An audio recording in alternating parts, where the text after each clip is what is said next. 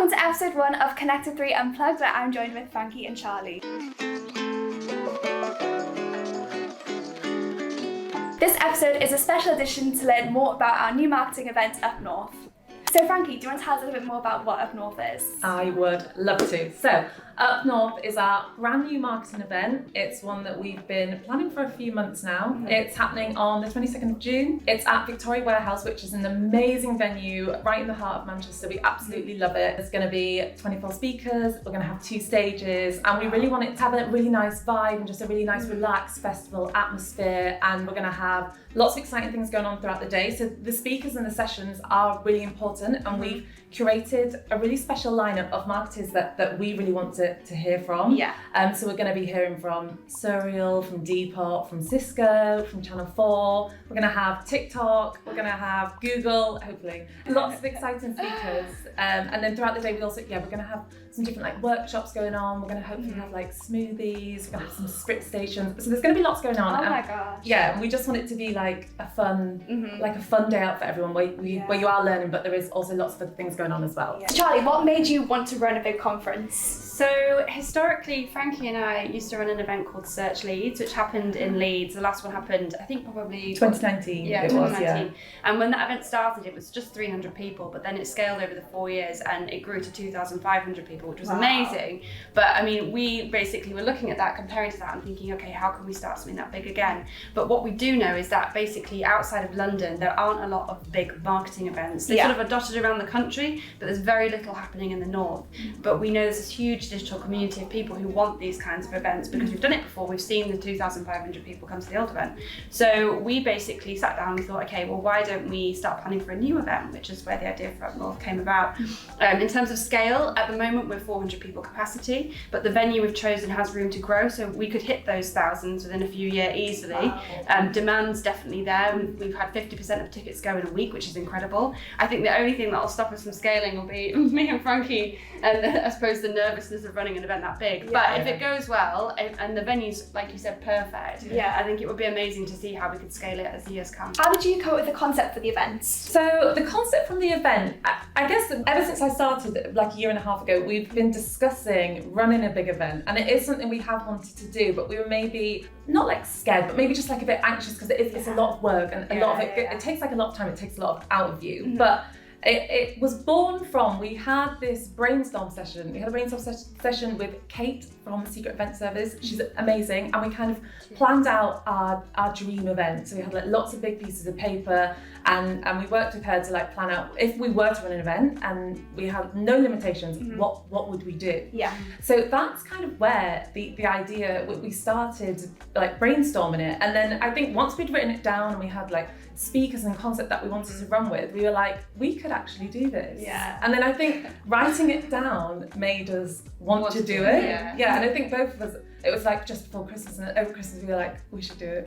We should do it. And then we just planned it. I guess we booked a venue, and then once we booked a venue, we were we're gonna have to. You have to do it. Yeah. So and then we planned it over January and February, and then I think by March, April we were ready to launch, and we had a new event and a new brand, and that's how it began. And now it's a thing, which is amazing to see. Yeah, it's really fun. But how did you come up with the name of Up North? So the name was a big topic of debate. A huge topic. Because you wonder about bringing in the city. So Search Leeds was Leeds. We've got things like Brighton SEO. There's things like London XL as well. So a lot of events have the location of the event in there. The challenge with Up North was that we've chosen Manchester for this year, but in my head I was thinking, where will it go? Where will we do it? And I didn't want to pin it to a specific location. I knew that.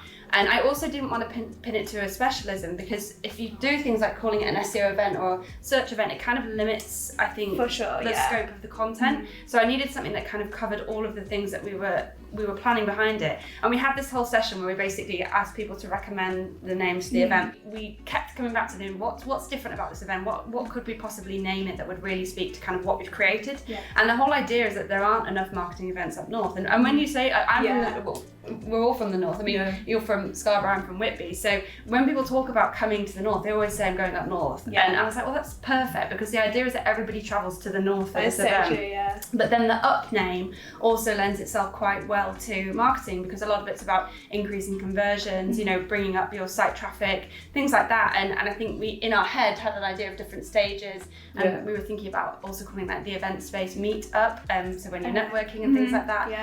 But kind of as we scaled the event and sort of thought through what it looks like, Up just gives us more potential to move it around as well. So, I mean, we haven't even done the first one yet, but we're already thinking about where we could take the next. No, that's so Up. exciting. So no, things like that are great. But I love the name. I'm super excited about it. We had, I think a few people were like, not sure if that works, but we stuck to our guns and we were like, no, we're going to go with it.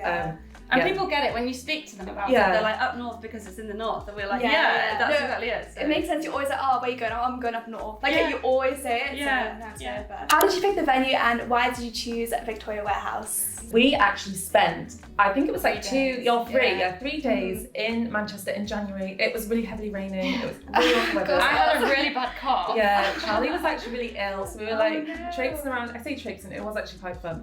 We walked 30 kilometres across 3 days. Oh my gosh. Yeah, it was mad. So we looked around, I mean, maybe like 15, 20 venues, like a lot of venues, and all different sizes as well. So we went to see some big like conference centres in the centre of Manchester. And then I think Victoria Warehouse was maybe one of the last ones we went to see. So we did drive over there. You can get the tram really easily, but we drove on the first time we went there.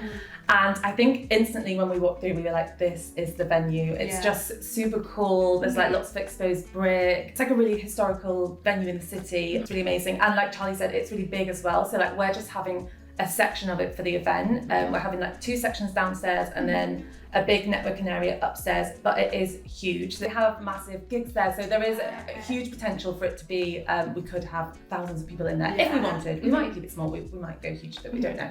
But yeah, there was lots of potential. We absolutely loved it. It's very, very cool, and we just thought we could do lots with it, and then it's nice for people to come to and have a day out at a really cool venue. Why did you go for Manchester? I know there's obviously loads of places in the north you could have picked, but why Manchester?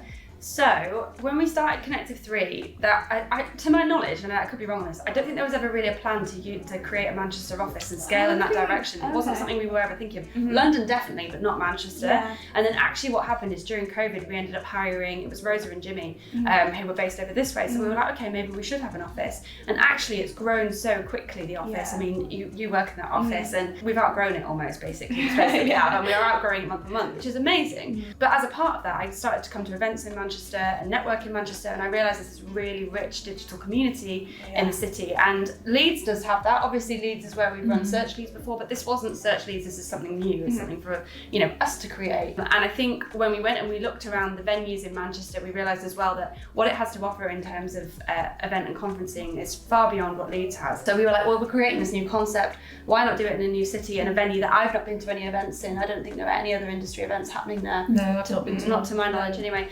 So we were like, it'd be the perfect place for it, and the response we've had has been absolutely fantastic. So not just from our team, but also from like the digital community, because people want to go to Manchester. Also, Manchester has things like Media City's obviously there. There's a lot of big brands working there, as well as the big digital marketing agencies.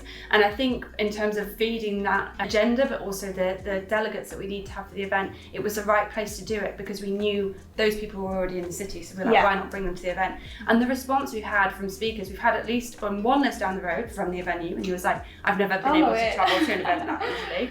Another one who's coming up from London to speak was from Bradford, and he said this is the first marketing event he's spoken at outside of London. And I'm like, that's brilliant, because that's the whole reason we're doing this, and clearly these people are engaging with the concept that we've created, and it's because of that location. So I think locations are hugely important when it comes to, especially building a new event. So that's why Manchester in a nutshell. I know we've got some really amazing brands and amazing people speaking, so what speaker are you most excited about?